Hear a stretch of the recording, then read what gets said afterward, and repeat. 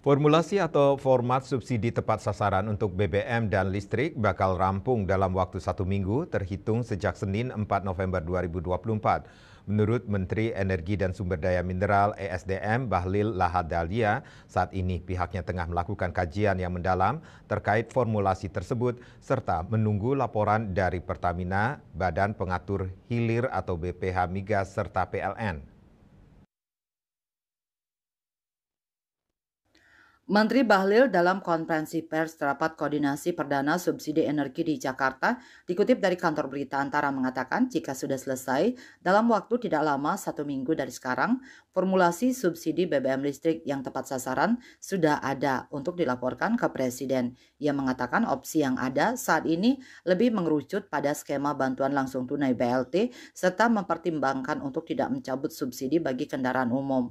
Lebih lanjut, ia mengatakan untuk pendataan penerimaan subsidi tepat sasaran ditargetkan rampung paling lambat pada kuartal pertama tahun 2025. Penting dalam rangka meningkatkan lifting, karena kita tahu bahwa cadangan minyak kita yang sudah ada itu sudah sekitar 301 wilayah kerja, tapi sampai sekarang belum POD. Ini akan kita lakukan, kemudian kita mempunyai 4.500 sumur idle well yang harus dilakukan. Dan ini salah satu program utama Bapak Presiden untuk bagaimana bisa melakukan kemandirian energi. Karena itu saya minta bantu dari Pak Aris sebagai Kepala Badan Investigasi Khusus dan Pengendalian Pembangunan untuk bagaimana melakukan percepatan di lapangan kalau ada kendala. Selain itu juga kami membahas tentang beberapa langkah-langkah terkait dengan subsidi tepat sasaran.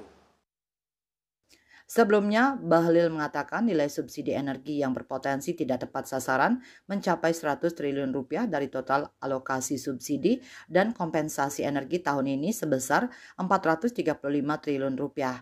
Padahal lanjutnya pemerintah menyediakan subsidi tersebut dengan tujuan untuk disalurkan kepada warga negara yang berhak untuk menerima subsidi. Bali Post melaporkan.